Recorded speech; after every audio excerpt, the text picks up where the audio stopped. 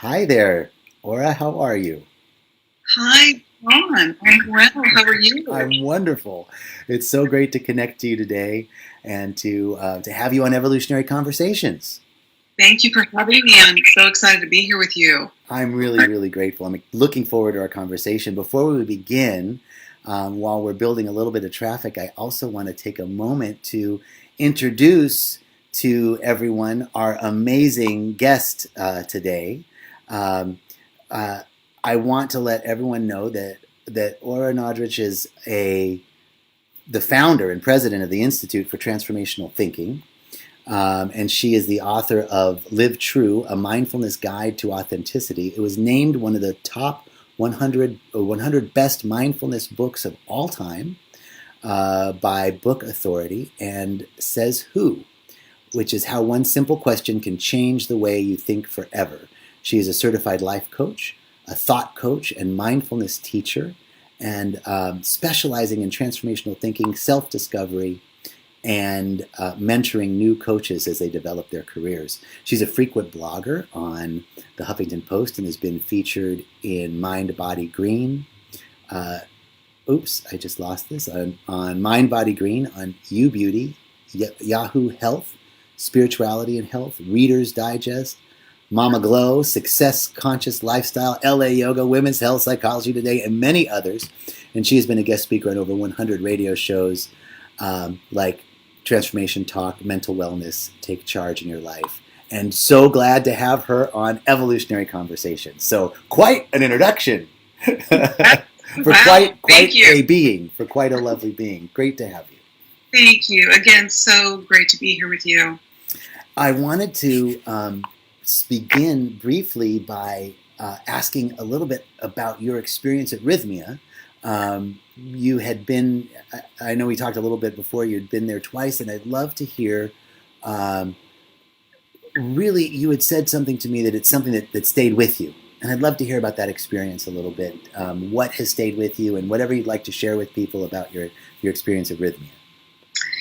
No, I don't know. I don't want to be presumptuous, but I think that anybody who walks through, I should say, the portal of Rhythmia, because it's really like going into my visualization of it is that you're entering into this. Not only is it paradisical because you really are in a paradise setting, but you're entering into a place where it's going to be transformative. Mm-hmm. And I went there as a teacher. I went there to teach my workshop, and I went there twice. And the second time I was there, Jerry had invited me in to do plant medicine.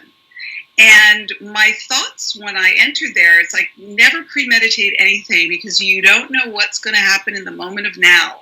Right. That's the beauty of being in the present moment. So I went there as a teacher to do the workshop, and the second time I was there, Jerry invited me in to do plant medicine, and it was incredible. I had the most unbelievably beautiful, transformative experience, So it is very dear to my heart. It's a place that I hold dear and sacred to my heart, and my love for Rhythmia and for Jerry is just boundless, And even when you ask me that question, when I hear Rhythmia, I immediately connect to my experience there. Mm. And it was one of beauty and joy and truth, and it just was an exquisite experience. Oh, beautiful. I agree with you. This, as you called it, a portal, right? It is this clearinghouse for light workers, clearinghouse for people to become in touch with that which is true and real about themselves. And as the truth principle states, as within, so without, as above, so below, so that when we are cleaning our own house, we can then go out into the world and be the beneficial presence, and live our purpose on this planet. And this is such a perfect segue into the topics that I wanted to talk to you about today, because of your deep work with mindfulness and mindfulness practice, and bringing that to bear on what's happening in our world today. especially around politics as we come into this time of the election, talking about COVID, talking about um, racial injustice and the desire for a world that, as Martin Luther King Jr. said, a kind and just global society. That is predicated on us speaking the truth to each other. And so often we are told today, don't talk about politics or religion. Those are off the table. But we have to talk about politics and religion. We have to talk about differing opinions. And we seem to have lost the ability to do so without taking it personally. Right? Everything has become so personal today. So I'd love to know your take on how to honor first of all, our identity of who we are, and others' identity while being mindful in these conversations that might trigger deep-seated issues in people that bring things up. I'll kind of put a period on it there and let you take over. Right. Well, first of all, we are in an unprecedented time in our lifetime, because not only are we dealing with a novel pandemic, global pandemic, which is something we've never experienced in our lifetime, but so much is coming to the surface. We have the pandemic, we have the Black Lives Matter movement, we have the political conversations, we have so much that has sort of erupted, if you will. Yes. And we are with it. And there is nowhere else to be than with it. Yes. So when we say things like, let's not talk about this and let's not talk about that, well, guess what? The more you say that, the more you're going to have to talk about it. Because we really cannot not talk about the elephants that are in the room. And we don't have just an elephant in the room. We have a lot of elephants in the room. Do you know? Yes. So when it comes to mindfulness, just the basic essence of mindfulness is being in the present moment with total awareness. Mm-hmm. And I would say this about the understanding of mindfulness and the practice of being present is that if ever there was a time for us to be aware and awake and to heighten our awareness, which will then raise our consciousness, is now. Yes. For the very reasons, John, of what you're saying. That we have all of these things that we have got to deal with. We can't push them away. We can't pretend that they're not in our face, because they are. And so where mindfulness, as far as applying mindfulness to these very heated conversations that we need to have right now, for me personally, the practice of mindfulness gives you an awareness of how you want to speak to another. And for me, what I like to say is it's the art of discourse. Yes. We need to be able to communicate with one another without saying right off the top, and I think you and I talked about it for a little bit before we went live, is that this is not about you have to agree with me and I have to agree with you, because invariably we're not going to agree on a lot of things. Really where the work is how are we going to navigate our differences? How are we going to navigate where we are polarized so that we can come to an understanding of the sacred truths of the universe, you know, and not let the dissent, the disruption, the friction, the prejudices, the judgments that we are holding against each other get in the way of a higher awareness that we need to have right now on the planet. You know, I agree, and it seems to me that this sense of anger and that we take things so personally come from an idea of our stories, our personal stories around who we are and how we identify. That our identities and our personal stories of our past traumas, and therefore who we are now and today and what we're defending about ourselves, they become our beliefs, and they become our thought police to a certain degree. Our beliefs and our identity then limit our ability to see possibility in conversation with others. So how do we bring mindfulness to bear in a conversation with someone that we disagree with, and yet honor their opinions? I'm reminded of Thomas Paine. I believe it was Thomas Paine who said, I disagree with you wholeheartedly, but I'll defend to the death your right to say it. This is the aspect of democratic speech and communication that we must bring forth, but with a new level of understanding of mindfulness and the universal truth of our oneness with Source. So absolutely. Think of it. Let's just say this. Think of how powerful it is to, try and just imagine what it would mean to sit with somebody that you perceive as an enemy. Mm-hmm. If you already go into a situation where you're perceiving the other as your enemy, imagine how you need to be tested and how you're going to handle that. Because there are so many premeditative judgments that we have towards anybody that we perceive as our enemy. We are already bringing so much to that. So it's okay to be angry. Everybody has a right to feel the emotions that they're feeling. Yes. What I say in my first book says, behind every emotion is a thought. So if you're feeling really worked up, if you're really angry, you're really triggered, I would ask yourself, what are the thoughts that are causing the anger? What are the thoughts that you're harboring that are making you feel resentment towards someone? Mm-hmm. Those are things we need to connect within ourselves. I think that we're not going to be able to really come together as a unified consciousness, if you will, unless we can sit with who we perceive as our enemy and sit down and talk so that we can really understand the narratives, the stories, the beliefs that we have maybe accumulated that have kept us feeling as though we are not friends, but we are adversaries, that we are enemies. We need to learn how to sit with what we perceive as our enemy and learn how to make them our friend. This is so beautiful. I'm reminded of Martin Luther King Jr.'s statement to his protesters. He said, if we are successful in our endeavor, the people that we're protesting against will be our neighbors. That's victory. Beautiful. To me, therein lies the meditation. When I talk about meditation, I talk about formal meditation, sitting in the lotus position on a yoga mat or a meditation pillow. I'm talking about meditation out into the world. Yes. Everything is a mindful meditation. Yes. Every single thing we do, every act, every deed, every behavior, every action. And when you feel yourself the most challenged, when you feel that trigger in your body and you feel that hatred percolating up inside you, that you just want to speak from that place to be able to be aware of the very things that you're feeling. I feel angry towards this person.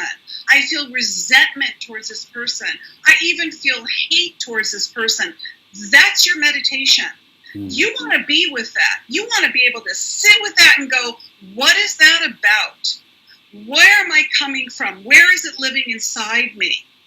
What is fueling my feelings of hatred and resentment and judgment towards this person? When you are aware of where that is being fueled from, and as you say, whatever stories and narratives you have, has that kept your anger and resentment alive for you? We are really being asked to step up in a way right now that is quite powerful, I feel. Yes. We are being asked to rise as the human beings that perhaps Martin Luther King quoted about, all the great people that walk these paths before us. It's not like suddenly things are happening that haven't happened before.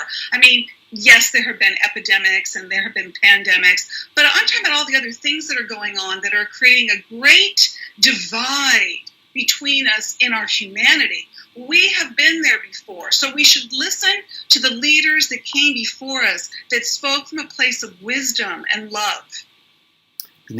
I love, first of all, the idea that everything is a meditation, right? The intention of meditation, yoga, ceremony is always to bring the meditation, excuse me, I'm so sorry, to bring the meditation, the yoga, to bring the meditation off the cushion, the yoga off the mat, or the ceremony off the mattress, right? And into our lives. Exactly. And you take that and go out into the world and then see who you are. Yes. Go see who you are.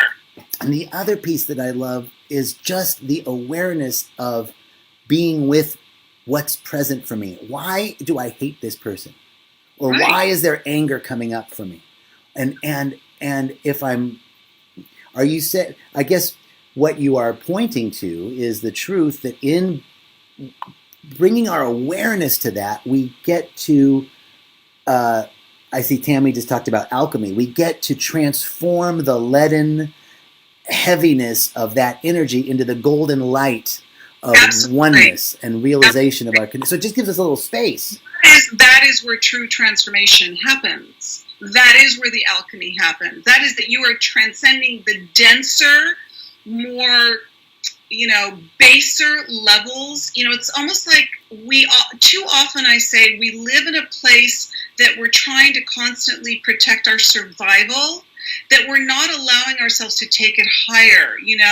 I understand the animal instincts to feel threatened. I get it, but you have to stop functioning from the reptilian brain. You have to take it higher and say, this isn't about that I'm looking at my enemy, that they're threatening to my survival, even though I may genuinely feel that way, that you're a threat to my survival. How can I come towards this person who I do feel is a threat to my survival, or I do feel I hate, or I do feel is my enemy? And how can I really access, which is the alchemical transformation of hatred to love? That is powerful stuff. If you can rise higher in that type of alchemy, you are functioning on a whole other level of consciousness. Yes. I feel, unfortunately, not in a judgmental way, but that we are functioning too much on a denser level of consciousness, which is why we have all of this chaos. And I do believe that chaos, there is the calm after the storm. I get that. But I think that if we can take it higher, we're not going to be so at the effect of all the chaos, all the noise that we're experiencing right now. Yes. And the beginning of not being at the effect of that is the first bringing awareness to it. And there's something mystical and magical that happens in the awareness.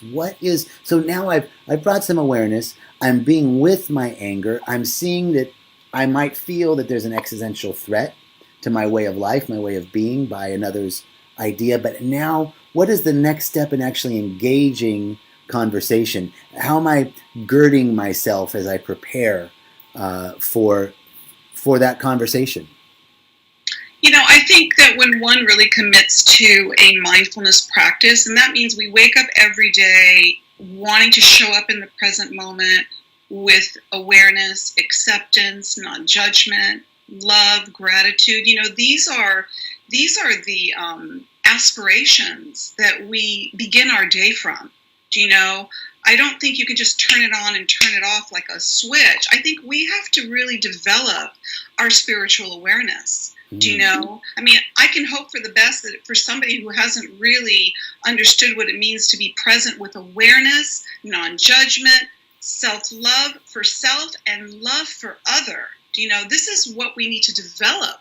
We are really functioning from a level of non-spirituality in so many ways. So my wish is that people really, begin to cultivate a mindfulness practice in their lives, to learn what it means to be present, to learn what it means to show up, to learn what it means that I'm about to go into a conversation with somebody who I feel very antithetical to I feel very opposed to, and that I might even hold or harbor feelings of hatred. If you're not developed in the practice of mindfulness, which I really encourage all of us to do and take it seriously, then allow yourself to be in the moment, even if you have to take a couple of breaths. If you need the sort of, and I don't believe in drive-through spirituality development. I really don't. But I know I'm talking to people out there that might be very versed in mindfulness and those that are not, and that's okay. But, when you stop and you are present and you have an awareness that I am here, I am alive, I can feel my breath rising and falling, I'm about to go speak to somebody who I may perceive as my enemy. Let me connect to my heart let me go deeper into my heart so that when I enter into this union, even with my enemy, I can speak from a place of love and compassion. You know, it's work, people. It's work. But we deserve to give that to each other. Yes. We really deserve it. We deserve to give it to ourselves. We deserve it to give it to our brothers and our sisters that share this planet with us. Yes. You know, and as you were saying, this isn't something that, you know, we turn off and on. It's predicated on a consistent practice. Yes, a commitment to the understanding of a more divine consciousness on this planet. We're players on this planet. Yes. How do we want to see this play out? So you know, obviously there's lots of ways to connect. For those of us who are on this path and perhaps have, you know, as I shared with you earlier, I came to a deep understanding. I'm going to have a little water too. There are many people who have been on this path much longer than I. But for the last 10 years, I've been really working with Michael Beckwith at Agape and studying and working on many other modalities. And then my years at Rhythmia and working with plant medicine, clearly committed to being aware, you know, thinking about what I'm thinking about and bringing that awareness out into my life and living a life in love and a life that's fully self-expressed and operating not on the me plan but on the we plan. I've been working on that, and yet, you know, it's infinite. We're never done. But I was very surprised to see in myself, in my communication with people, whether it was just having a friendly conversation with someone in my workspace or with my family, that even though I had all that awareness, I meditate every day, I pray, I take classes, I study, I drink medicine, I do all of these things, right?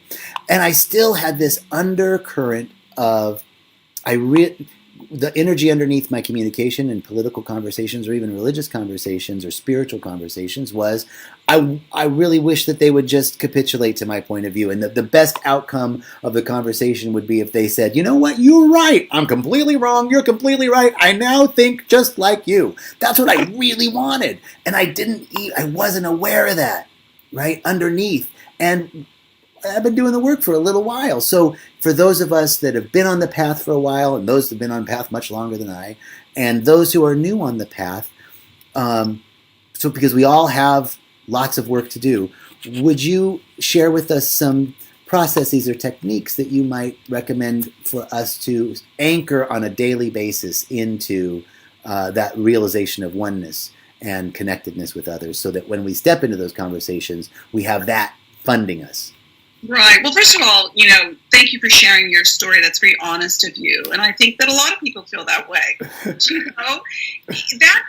is an act of willfulness. And so what I ask all of us really is the question of, what do I want from you? What is it that I want from you? Do I want something from you? Do I need something from you? Do you know? I mean, if we ask ourselves, who am I? What do I want and need from myself? If that's clear to me, then it's going to be clear, what is it that I want and need from you? I can answer personally that what I want and need from you is stemming from a place of love.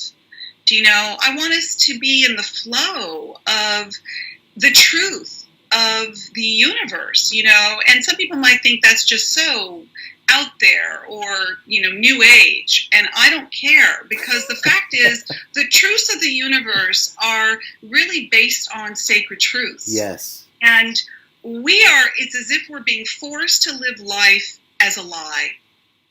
Now I know we're here for a reason, and we're doing here, this is planet school here. This is life school. So we're learning a lot of stuff while we're here. And in as much as I'd love to leave the house every day in some altered state of consciousness, which my new book that I just completed, Mindfulness and Mysticism, nice. I really explore the idea of going into more of the altered states of consciousness. But there are many levels of consciousness that people are at. And again, no judgment, but we really have to come to the understanding that if we are connected to that place in us that feels as though it is, and I say we're much more powerful as a we than a me, yes, as you described, using we as well.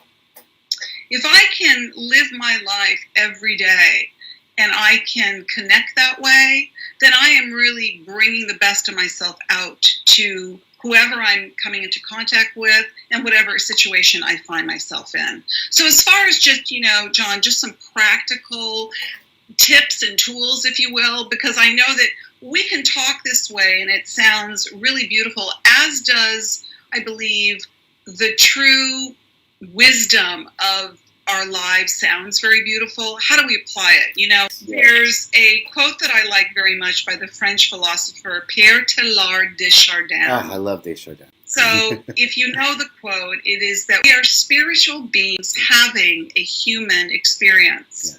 Yes. If we don't connect to our spiritual self, what I like to say is wake up every day taking your spiritual pulse.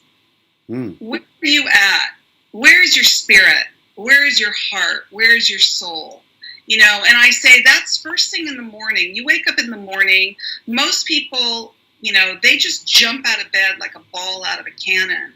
And a lot of people are in bed with their phones. Like that's one of their lovers is their phone or their device, Right? I mean, we're connected in ways to devices and technology that we need to, oftentimes turn off.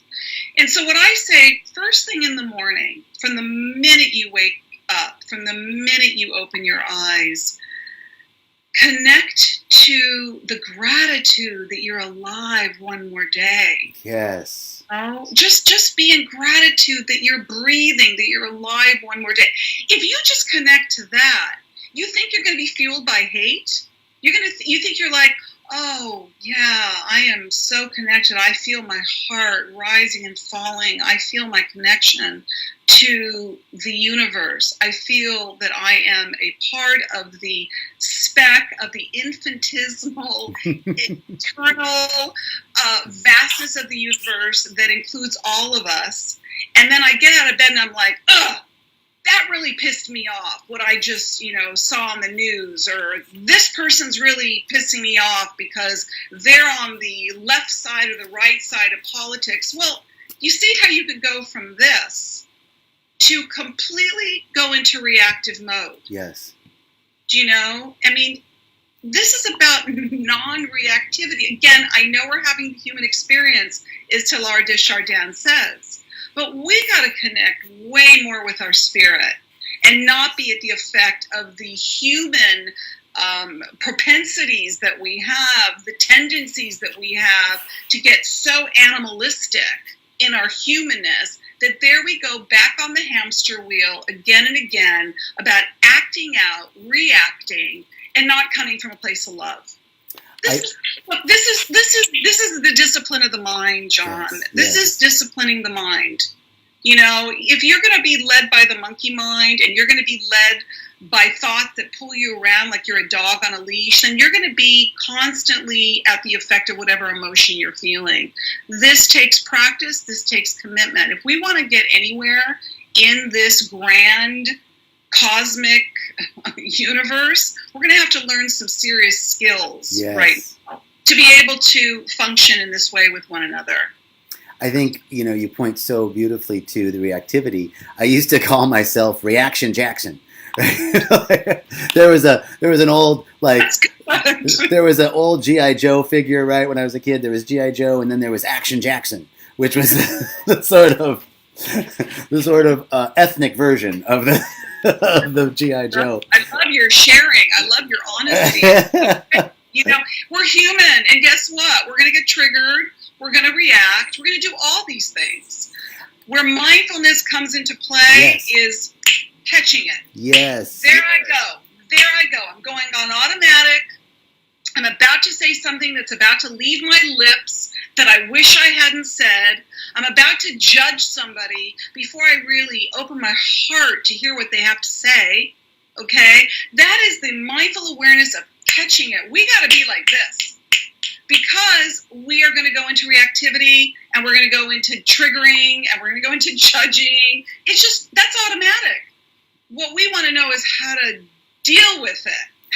What happens when that happens? I don't tell people, even somebody who writes books on positive psychology, if you will, and mindfulness, I'm not going to say to somebody, you're never going to have a negative thought again. You're never going to be angry again. You're never going to react again. That's just not real. Right. But what I will say is there's a whole hell of a lot you can do with it. There's, I think, a study done about the chemical release from the pituitary gland when we're in reaction. Like, reaction is a biological function. Something happens, and an external stimuli, and we react, and toxic or tonic chemicals are released in the pituitary gland, and we can experience anger, we can experience fear, we can experience all the levels of emotion and reactivity. But those chemicals are only viable in the system for about 90 seconds to 2 minutes. Right? So it's okay to react, right?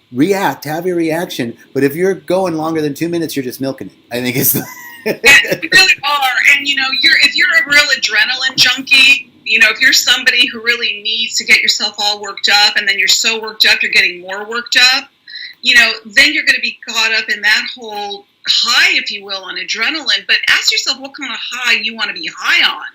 Do you know what I mean? Do you want to be, all jacked up on high out of anger? You talk about rhythmia in the beginning. When you have experienced, the sacred, and you have, glimpsed what your version or interpretation of the divine is, or oneness, or unity consciousness, as far as the chemicals in the brain and the whole neuroscientific aspect of the chemicals that are constantly firing up in those neurons in the brain, what kind of high do you want to be experiencing? Because you can go super high, and that high can be very exquisite, but not a type of high that's fueled by adrenaline that's spiked out of hatred. Yes. That's not the high I'm talking about. And I feel that one way to become aware of our reactivity is to almost to pre-examine your triggers, right? I know that I get triggered when I speak with my sister, who's evangelical Christian. I know that I get triggered when we have a conversation. So I'm going to prepare as I get ready to go home this weekend to have a conversation with her, and know that, in my thinking about it, and my realization that I love her and that she loves me, I can prepare to not react, because I know that when she says, I don't know who you're praying to, yeah, I'm not so sure, right? I'm going to react. Right? Listen, of course you can prepare yourself. You can definitely prepare yourself, but that doesn't exclude the fact that you're probably going to be triggered. Do you know? Right. So you can look at this in stages. You can look at observation versus reactivity in stages, which really gives you the permission to not be hard on yourself if you go into reactive mode. Okay. So an example, like with your sister, it would be like, this is my intention. I'm setting my intention. My intention is that I don't want to get into a fight with my sister. I don't want to react to her. I'd really love to be able to sit with her and be able to talk so that we don't hold harsh judgments of each other, and we're accepting of our own different viewpoints, or even beliefs for that matter. Do you know? So you're already setting that intention, which is a great beginning. Okay? Then you find yourself in the physical space with another human being, and there's an energy that we put out Do you know, if I have very strong opinions one way and the person I'm sitting across has specific ideas, beliefs, or whatever, their way, there's already energy in the room. There's already this tension between our energies. Yes. So the work that I have to do is to be aware of the energy that I'm holding. What's the energy in my body? Because I can't control her energy or your energy. I can't control her thoughts or his thoughts that are creating the energy that they're holding in their body. Bring it but back. I certainly can deal with my own. So even, it's really fascinating. I call it like you're riding the wave. It's so powerful. It's so powerful to literally be in a space with another person where you can feel that every fiber of your being is like, it's so reactive and you are so triggered and you're feeling the fight or flight feeling, to be able to go, ooh, I am really with this right now. And by the way, not only can you say this to yourself silently, but I think the beauty and the transparency of what's going on with each other is if you and I were really with it, with each other, and I could say, you know what, John, wow, I am really feeling a lot of energy in my body right now towards you. And I want to work through this with you. I don't want to feel this energy for you. I don't want to have the thoughts that I'm feeling about you, that I'm thinking about you. I want to really move the energy, in a place that's really more from a place of love than reactivity. If I said that to somebody, and I'm very outspoken, and I'm a truth junkie, and I love to what's going on with you? Because let me tell you what's going on with me. Can we connect? Can we come together knowing that we're doing this with each other? Do you know, how are we going to take this so that at the end of it we can hug with love and say, I still love you, and it's okay if you believe in this God and I believe in that God, and it's okay if you are religious and I am not, and I'm spiritual and not religious. It's okay. I don't need to change you, but I don't want you to try and change me either. And that's acceptance, and that's the great problems that we have with religion. Yes. That's the great problems that we have with politics. That's the great problems that we have with a lot of the constructs of the agreements in the way in which we live. I'm this, and this is right, so therefore you're wrong. Correct. I love what you said, Aura, that what a great way to just completely break the energy by saying, I'm feeling this, and I don't want to feel this way towards you. How can we get past this? That completely shifts the dynamic in the midst of a conversation that can become very heated. What a great tool. What a great tool. I think there could be a lot of monotony, because if you're really in a heated conversation with two people that are really antithetically opposed to each other, and there's this real wedge between you, invariably two people are going to try to bring each other over to each other's side. It's like what you said earlier. I really want you to agree with me. I want you to believe what I believe. Right. Do you know? And can we accept the fact that we don't want something from each other? Why do I need you to believe what I believe? Yes. I mean, it's insane that so much of the insanity that's on the planet is that people from different beliefs and different races and different creeds are trying to hate and kill each other because they don't agree. Right. It's insane. Couldn't agree more. I'm so grateful. I'm so grateful for this conversation. Rafat had a question that I just feel we need to answer before we close. He says, how about people who feel broken? And my thought on this is the consciousness that heals is the consciousness that sees wholeness. It doesn't matter what my interlocutor is feeling, but if I see them as whole, that's the energy that heals. How would you respond in these conversations to Rafit's question about people who feel broken when you're trying to relate to them and connect with them? Feelings for people that feel broken in their own hearts? Yes. Is this what they're referring to? Yes. For me, anybody that feels broken in their hearts deserves nothing but compassion. Oh, beautiful. Nothing else. That's it. Love and compassion. If I know that your heart is breaking, I want to love you even more. Beautiful. Beautiful. I love you. I'm so grateful for this conversation. I love our conversation. I know. We'll have to do it again. And hopefully at Rhythmia. Why not? That would be wonderful. I'm so thankful for the generosity of your time, for your wisdom, for your sharing, for the beautiful books that you've brought forth, and your latest book that you've brought forth, and who you are in the world. You are truly a beneficial presence, and I'm grateful for you. Thank you, John, and thank you for holding space so beautifully for both of us today. Thank you. Thank you. We'll see you, everybody, next week, Monday, for Evolutionary Conversations at the same time. Aura, thank you again. Have a beautiful day. Be well and healthy, and many blessings. Thank you. Thank you. Bye-bye. Bye.